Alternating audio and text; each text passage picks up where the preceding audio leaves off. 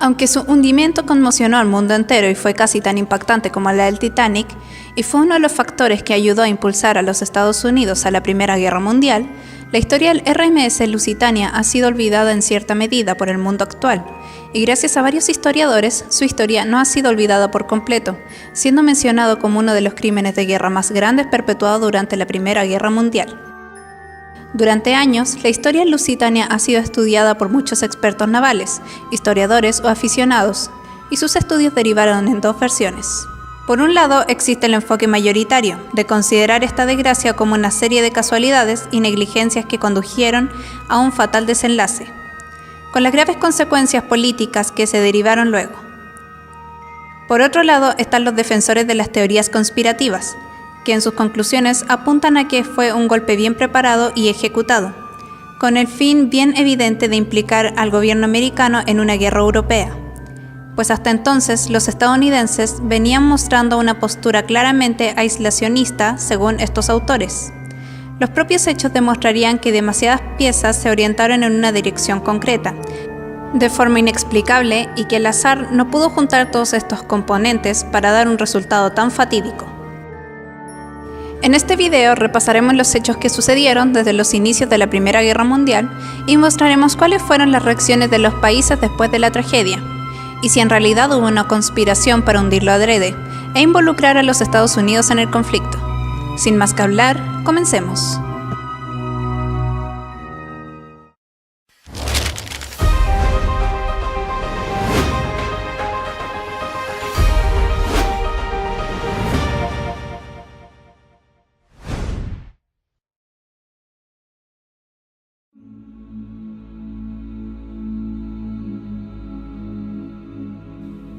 El RMS Lusitania era un imponente transatlántico de la compañía británica Cunard, montado en 1906 en el prestigioso astillero John Brown and Company, de Escocia. Desplazaba poco más de 44.000 toneladas y tenía una eslora de casi 240 metros y una manga de 26 metros. Estaba propulsado por 4 turbinas de vapor Parsons, que movían 4 grandes hélices de 3 palas y podía alcanzar una velocidad máxima de 25 nudos. Era un barco de máximo lujo y prestigio, diseñado para competir con otros grandes buques de la época en el transporte de viajeros a través del Atlántico. De hecho, su construcción supuso una revolución en términos de diseño para los otros barcos, y fue modelo de inspiración para la creación de la clase Olympic, los cuales eran 3 barcos mucho más grandes que el Lusitania o el Mauretania. El Titanic, integrante de la clase Olympic, era 30 metros más largo con casi 270 metros de eslora y 28.5 metros de manga.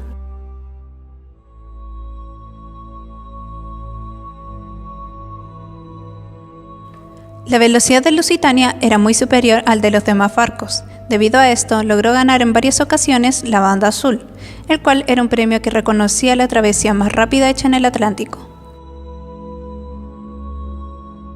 Tras el hundimiento del Titanic, en abril de 1912, provocó grandes cambios en las leyes del mar. El más destacado fue: todos los barcos debían llevar botes salvavidas para todos los pasajeros, ya que este fue un factor clave en la muerte de las 1.500 personas en el Titanic. Durante meses, el Lusitania, el Mauretania, el Olympic y otros barcos más continuaron con sus rutas comerciales desde Inglaterra hasta los Estados Unidos. Pero a mediados de 1913, las tensiones diplomáticas entre Inglaterra y Alemania aumentaron considerablemente, hasta que en junio de 1914 ocurrió el asesinato del archiduque Francisco Fernando, heredero del trono del Imperio Austrohúngaro. Este acto desencadenó actos violentos en toda Europa, hasta que el 28 de julio de 1914 estalló la Primera Guerra Mundial. Cuando estalló la guerra en 1914, el almirantazgo británico tuvo la intención de convertir al Lusitania en crucero auxiliar armado, así como su gemelo Mauretania, pero finalmente fue mantenido en su función de transatlántico para el transporte de pasaje y mercancías. Esto es porque como el Lusitania consumía grandes cantidades de carbón, además de como era un barco de tipo transatlántico, no tenía el tipo de acero de los buques de guerra, por lo que podían haber tenido suerte al lograr algunos disparos, pero seguramente hubieran sido hundidos por el primer intercambio serio de cañonazos. En este cometido, el Lusitania había realizado ya varias travesías cuando en febrero de 1915 el Kaiser Guillermo decretó la guerra submarina sin restricciones en las aguas que rodeaban las Islas Británicas. Esta situación de tensión ante la posibilidad de un ataque en aguas británicas provocó que tras las complicaciones de un viaje realizado en marzo, el capitán del Lusitania Daniel Down, afectado por estrés, pidiese su traslado a otro buque, siendo sustituido por el capitán William T. Turner, un experto marino que ya había estado al mando de los mayores buques de la compañía Cunard.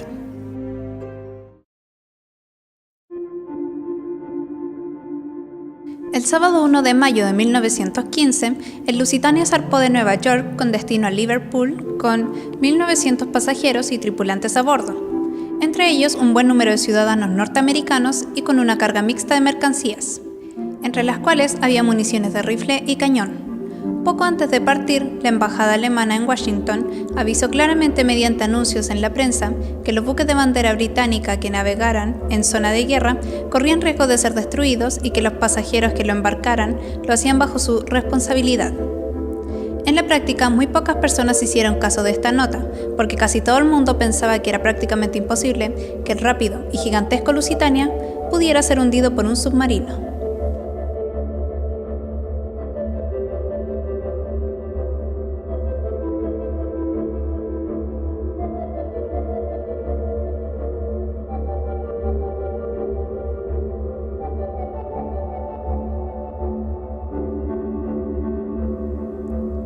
A partir de este momento, sucedieron una serie de hechos no poco sospechosos, mientras el Lusitania navegaba sin incidencias a través del Atlántico hacia su destino. Los servicios de información británicos tuvieron constancia de importantes movimientos de submarinos alemanes en aguas inglesas. Esta labor de seguimiento corría a cargo de una oficina secreta de inteligencia llamada Habitación 40. La cual proporcionaba valiosos datos de primera mano al almirantazgo gracias a la intercepción y decodificación de los mensajes de radio de la Marina alemana. Tanto es así que, mediante un flujo regular de información, la Habitación 40 era capaz de situar aproximadamente la posición de las naves alemanas en un sistema de cuadrículas alrededor del territorio británico. Así pues, no es de extrañar que en aquellas fechas se tuvieran informes concretos de la presencia y la actividad del submarino U-20, así como de otros submarinos, en total 6. En las aguas entre Gran Bretaña e Irlanda incluso se sabe que el U-20 y su eficaz capitán, Walter Schweigen, ya venían siendo objeto de seguimiento específico. De hecho, se tenía un registro de sus patrullas desde hacía tiempo. Y por si fuera poco, los británicos disponían de un mensaje crucial alemán interceptado en marzo, informando sobre la navegación del Lusitania y la fecha posible de su llegada al puerto, lo cual confirmaba que para los alemanes se trataba de un objetivo militar legítimo. Pese a todo ello, en esos días no se tomaron medidas especiales preventivas para proteger el tráfico mercante, incluido el Lusitania, y sí en cambio para proteger al acorazado HMS Orion, al que se le asignó escolta en su primera travesía hasta la base naval de Scapa Flow. Al parecer, la postura de Winston Churchill, primer Lord Almirantazgo, tuvo un importante peso en tal decisión, pues se había mostrado reticente a dar escolta a los buques mercantes y no ocultaba su deseo de que, al atraer a dichos buques a puertos británicos y exponerlos al hundimiento, los Estados Unidos se verían obligados a entrar en guerra del bando aliado. Es más, incluso después del desastre en Lusitania, todavía sostuvo en el Parlamento que el tráfico mercante debía cuidarse solo.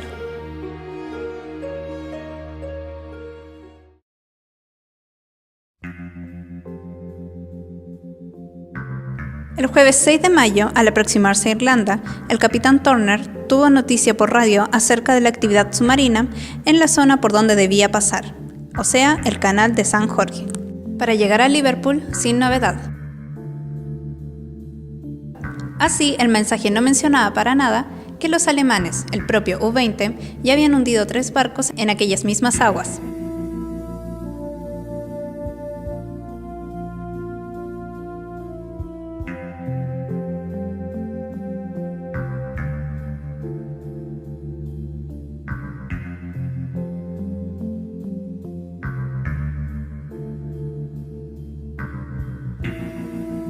Como fuera, y aún con tal amenaza latente, no se ofreció ninguna escolta en el transatlántico. De hecho, el viejo crucero HMS Juno, la única embarcación de protección que iba a acompañar al Lusitania, fue retirada en el último momento por orden del almirantazgo, justamente para protegerse de los ataques de los submarinos. Asimismo, había algunos destructores o torpederos disponibles en puertos cercanos, pero tampoco fueron movilizados.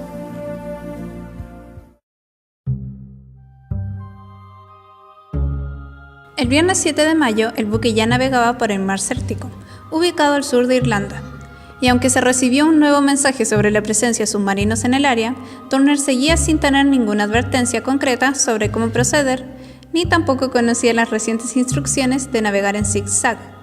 Así, con tierra ya a la vista, siguió un curso cercano a la costa irlandesa. El Lusitania hizo casi todo el viaje a toda máquina, 21 nudos, o sea, unos 38.892 km por hora.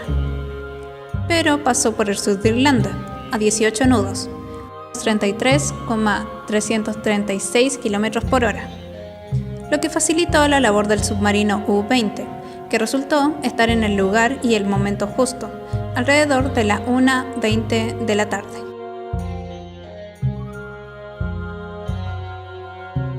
En efecto, fue entonces cuando el U-20 avistó un gran transporte de pasajeros de 4 chimeneas. El capitán Walter Schweiger ordenó inmersión y se preparó para la interceptación, sin haber identificado aún de qué barco se trataba. Schweiger hizo una observación cuando su objetivo estaba a unos 3 kilómetros y estimó que, dada la distancia y la velocidad de este, no podía atacarlo a menos que cambiase de rumbo. Como si se hubieran escuchado sus plegarias, poco antes de las 2 de la tarde, Turner ordenó virar a 87 grados a babor para navegar en una ruta paralela a la costa, adentrándose un poco en mar abierto. Sin saberlo, Turner puso al Lusitania en el punto perfecto de disparo del U-20. Schweiger, al notarlo, ordenó cargar un torpedo y cerca de las 2:10 lo disparó.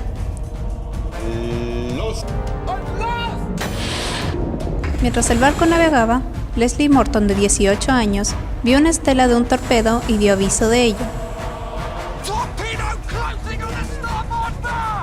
Turner, al escucharlo, corrió al puente de mando, que 10 minutos antes había dejado. Pero ya era demasiado tarde.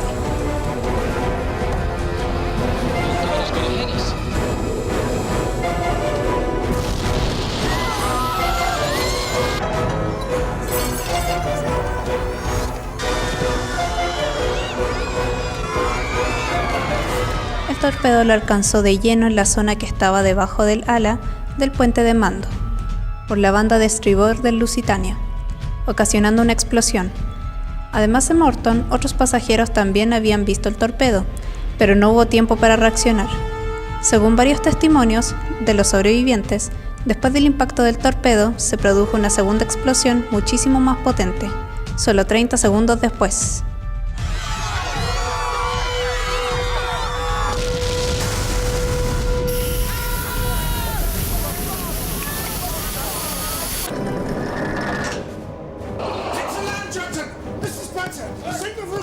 Sir, she's not responding, sir. On starboard! Ship's not answering, sir. Lost pressure.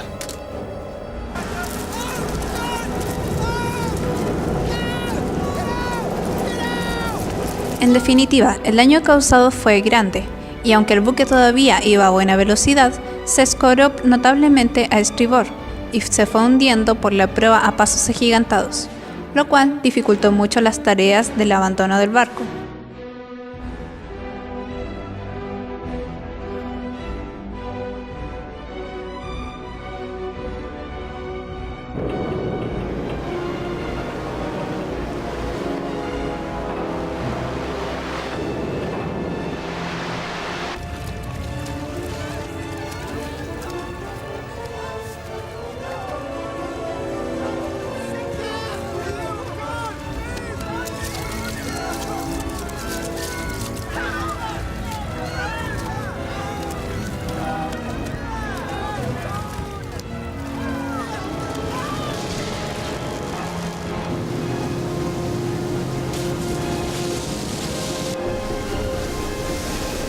Se arriaron pocos botes y muchas personas cayeron al mar, y se ahogaron bastantes de ellas porque ni siquiera se habían puesto correctamente el chaleco salvavidas.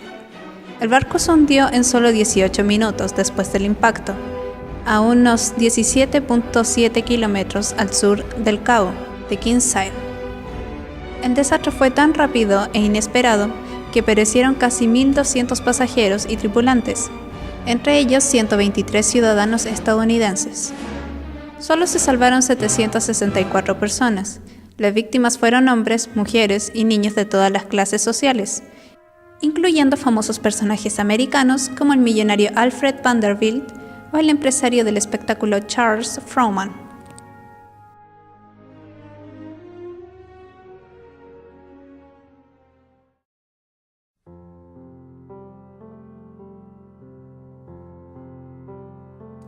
Seguramente se podrían haber salvado más vidas, pero el crucero Juno, que había zarpado del cercano puerto de Queenstown, actualmente Cove, para acudir al rescate, fue obligado a regresar por orden del almirantazgo para no correr riesgos.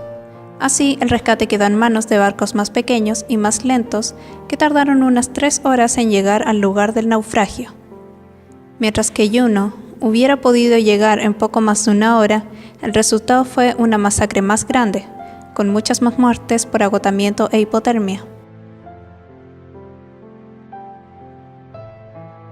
Entretanto, Schweiger, después de haber torpedeado a aquel barco, identificó al fin de que se trataba del Lusitania, pero viendo el gran desastre humanitario y que el barco se iba a hundir irremediablemente, decidió no disparar un segundo torpedo.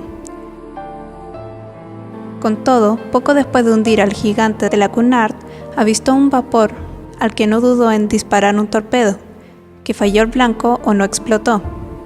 Pese a las óptimas condiciones de tiro, tras este fracaso dejó pronto aquellas aguas y puso rumbo a su base en Alemania.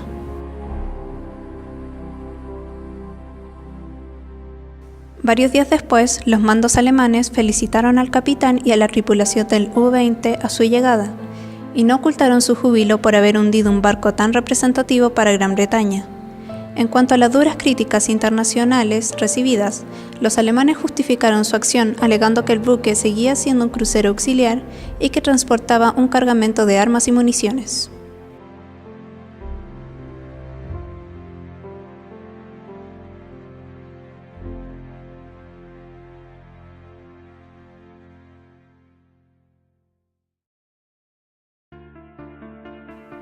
En todo el Imperio Británico, y se puede decir que en todo el mundo, se produjo una gran conmoción e indignación por la pérdida del transatlántico y de tantas vidas. Como era de esperar, toda la prensa magnificó el suceso, destacándolo en grandes titulares y aportando todos los detalles, pero recalcando que el Lusitania había sido víctima de 2 torpedos, según la versión oficial.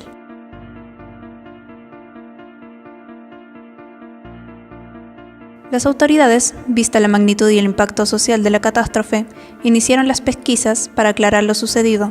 De este modo se abrió una investigación oficial a cargo de Lord Mersey. Lamentablemente, por encima de otras consideraciones, se desató la búsqueda de culpables, que fue a centrarse enseguida en la figura del capitán William Turner, que había sobrevivido al naufragio. Así, en vez de situar el desastre en el marco de una acción de guerra, se pretendió que Turner fuera el perfecto chivo expiatorio, acusándole de ser el único responsable del desastre. No obstante, tras las comparecencias del propio Turner, los tripulantes pasajeros y algunos expertos, se exoneró al capitán de toda responsabilidad, atribuyendo todas las culpas al capitán del submarino, aunque obviando discretamente la pasividad del almirantazgo británico, que precisamente había mostrado la máxima animosidad contra Turner. No obstante, ya entonces algunas voces empezaron a cuestionar en privado la actuación del almirantazgo y en particular de Winston Churchill, que tal vez había tratado de desviar la atención en todo el asunto. Según los críticos, esta institución no había hecho todo lo posible para evitar tal catástrofe, sino que, antes bien, la habría facilitado, sobre todo por el nulo apoyo de los barcos de guerra cuando el Lusitania atravesó la zona de máximo peligro. Años más tarde, un oficial de inteligencia británico, Patrick Beasley, afirmó que los datos disponibles no parecían apuntar a un cúmulo de errores y fatalidades, sino que a una conspiración en toda regla. Como inglés y como amante de la Marina Real, preferiría atribuir este fallo a la negligencia, incluso una burda negligencia, y no a una conspiración deliberada para poner en peligro el barco. Pero, sobre la base del volumen considerable de información que ahora tenemos disponible, me veo obligado, de mala gana, a establecer que, comparándolo todo, la explicación más probable es que en realidad hubo un complot, aunque imperfecto, para poner en peligro a Lusitania, con el fin de implicar a los Estados Unidos en la guerra.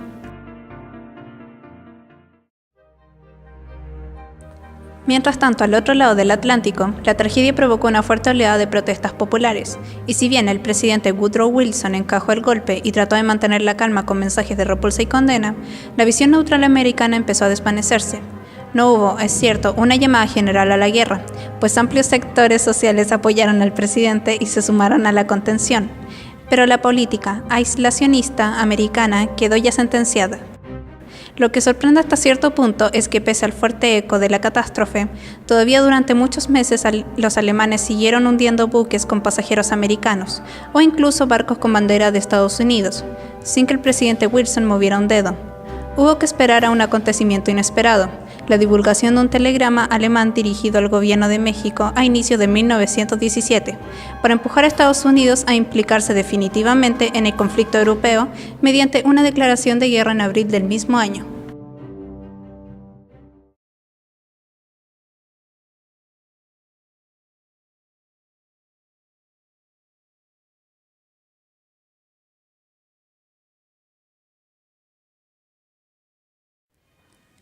Si revisamos los antecedentes sobre lo sucedido, automáticamente nos daremos cuenta que existieron elementos extraños y que tienen difícil explicación si tratamos de ambientarlos en un escenario normal de guerra.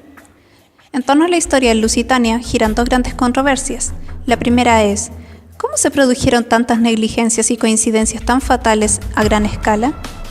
Y la segunda, ¿qué fue lo que realmente hundió a Lusitania, teniendo en cuenta que un solo torpedo era muy poco para hundir un buque tan grande? En cuanto a la primera cuestión, muchos autores señalan que fueron factores que juntos condujeron al encuentro entre ambas naves, como por ejemplo el breve retraso en la partida de Lusitania desde Nueva York, las condiciones meteorológicas en la zona del ataque o el cambio de dirección hecho a último momento que mejoró la posición del tiro del U-20. Se puede decir que la falta de movimiento en zigzag por parte de Lusitania facilitó su ataque. Pero de hecho, Turner ya había hecho varias alteraciones en el rumbo del transatlántico al llegar a Irlanda, lo cual se podría interpretar como un derivado del zigzag. De todas maneras, esta maniobra dificulta el disparo de torpedos, pero no lo evita, como Turner lo comprobó en 1917, cuando otro barco que comandaba, esta vez siguiendo el zigzag, fue atacado y hundido por los alemanes y también sobrevivió. Otro punto era la velocidad. El Lusitania navegaba cerca de la costa irlandesa a 18 nudos, 33,336 km por hora, por orden de Turner. Ahora, esta medida tenía sus razones. Una de ellas era la neblina que había en la mañana de ese día viernes. Y por otro lado, si hubiera ido a toda velocidad, hubiera llegado demasiado luego a Liverpool y no hubiera tenido puerto en donde atracar, teniendo que quedarse afuera del puerto, lo cual era una situación aún más peligrosa ya que los submarinos rondeaban los puertos ingleses. Pero más allá de las coincidencias y fatalidades, está claro que el almirantazgo británico conocía la notable actividad submarina alemana en sus aguas en aquellos días, y muy en particular los movimientos del U-20. Además, por si quedaba alguna duda de la presencia del submarino enemigo, tuvieron lugar 3 hundimientos poco antes de que el Lusitania llegara a la costa del sur de Irlanda, una zona que el transatlántico debía cruzar forzosamente. Según los antecedentes y la advertencia alemana en los diarios de Estados Unidos, resulta totalmente inexplicable del cómo no se tomaron medidas concretas para proteger un barco tan importante. La parte curiosa es que se enviaron mensajes de advertencia de submarinos al sur de Irlanda. Lo más interesante es que esos mensajes de advertencia carecían de información concreta y además no señalaban las posiciones de los avistamientos de submarinos, ni los recientes ataques, sino que solo señalaban los submarinos en el mar Cértico. Turner, al recibir todos estos mensajes que ya llevaba tiempo recibiéndolo, y casi siempre eran la misma información enviada una y otra vez, simplemente decidió seguir su experiencia que ya tenía más de 40 años y seguía vigente. así también como el capitán Edward Smith del RMS Titanic.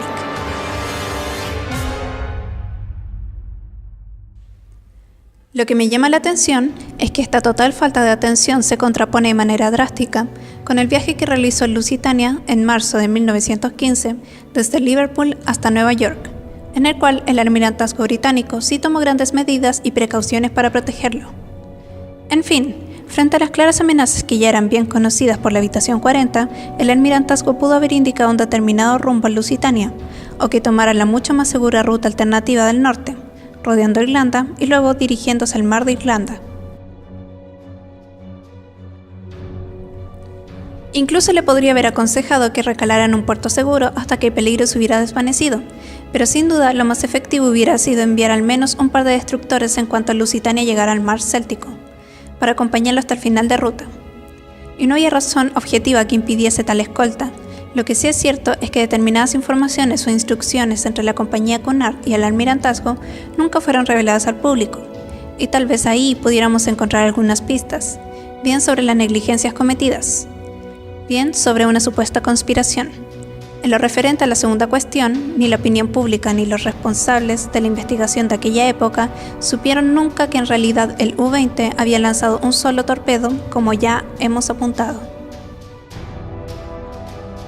La información verídica de los hechos fue retenida por el almirantazgo británico, que continúa escondiendo la verdad y apoyando la versión oficial que emitió la investigación británica dirigida por Lord Mersey, quien también dirigió la comisión de investigación sobre el hundimiento del Titanic en 1912. La investigación inglesa dijo que el Lusitania había sido atacado por 2 torpedos y no 1.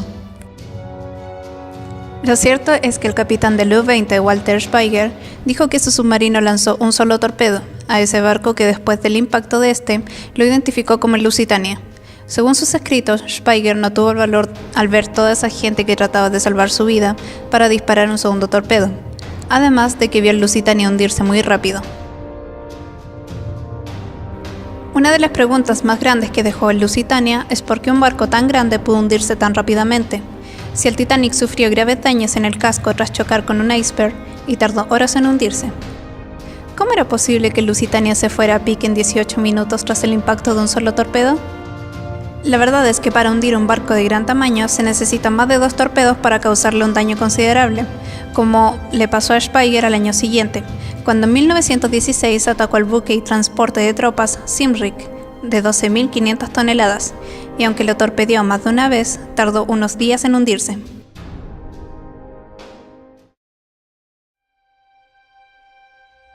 El origen de la segunda explosión se ha relacionado con la carga de municiones que portaba el Lusitania, que tras la explosión del torpedo se había producido una reacción en cadena con el estallido de la munición almacenada en la Santa Bárbara.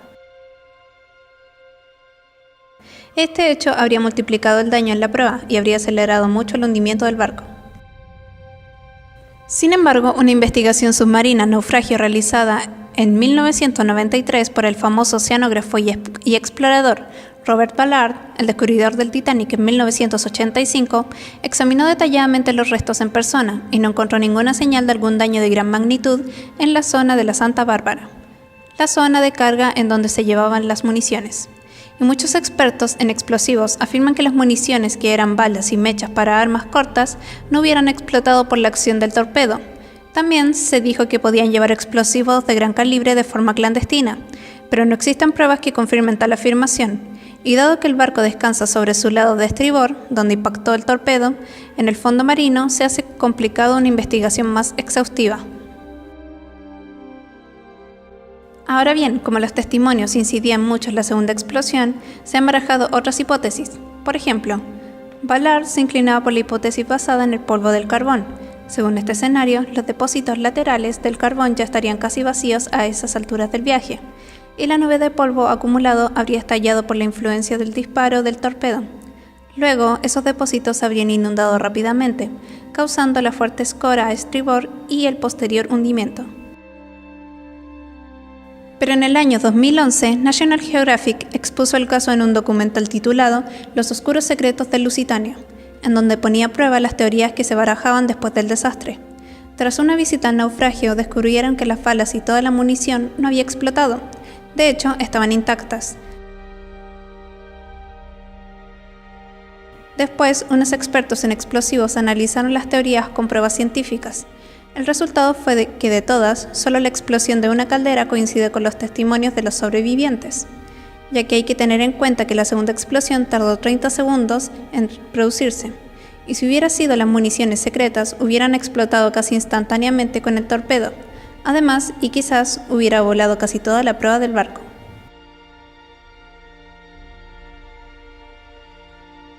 El escritor Erik Larson, autor del libro El hundimiento en Lusitania, señala también que la segunda explosión fue causada por la explosión de una caldera, que al entrar el agua fría al barco contactó con una caldera a toda presión, y por un fuerte estrés térmico entre ambas temperaturas, la hizo explotar, haciendo volar el polvo de carbón hasta la cubierta principal, y que justamente coincide con las descripciones de muchos sobrevivientes que estaban en la cubierta en ese momento.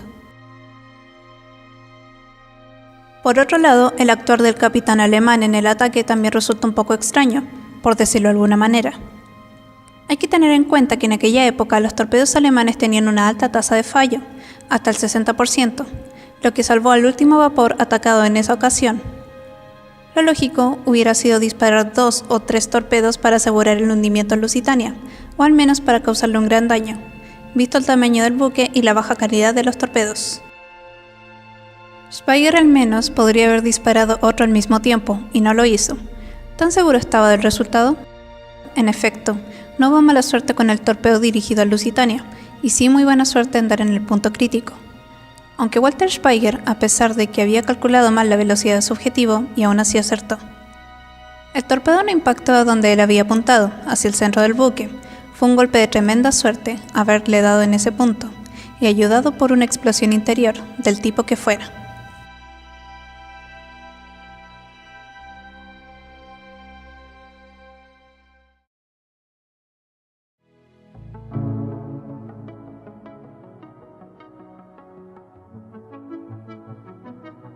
Para concluir este video, y después de todo lo visto, podemos decir que la teoría conspirativa en Lusitania tiene argumentos sólidos a su favor, dado por los pequeños enigmas que dejó su estela al hundirse. No es mentira que Winston Churchill pensaba la forma de cómo poner al gobierno estadounidense en contra de Alemania, y hacerla entrar en la guerra, tratando el hundimiento de Lusitania como casus belli. Y aunque la opinión estadounidense estaba en contra, su fuerte postura aislacionista, reafirmado por el presidente Woodrow Wilson, impidió la entrada de los norteamericanos en la guerra, y solo se limitaron a enviar cartas de protesta al Kaiser Guillermo II, logrando que prometiera terminar con sus ataques arbitrarios a los barcos mercantes. No fue hasta mediados del 1917 que la situación se le puso complicada a Alemania, y viendo que estaba en desventaja, comenzó a atacar indiscriminadamente a los barcos nuevamente. Y todo llegó a su clímax cuando el gobierno estadounidense interceptó un telegrama conocido como el telegrama de Zimmermann.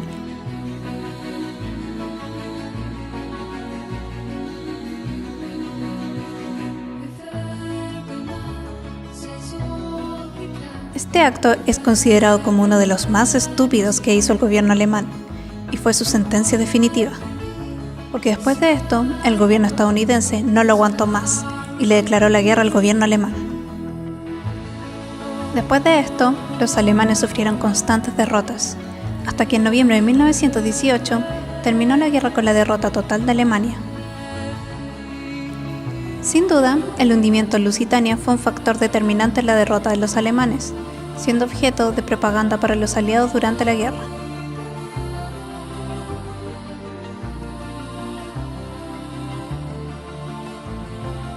A partir del Tratado de Versalles, los aliados cobrarían desproporcionadas cantidades de reparaciones a los afectados de la guerra, y provocando un quiebre total en el gobierno alemán, y causando que el pueblo se indignara y odiara a los aliados, sobre todo Francia, quien fue el más duro en el tema de las reparaciones.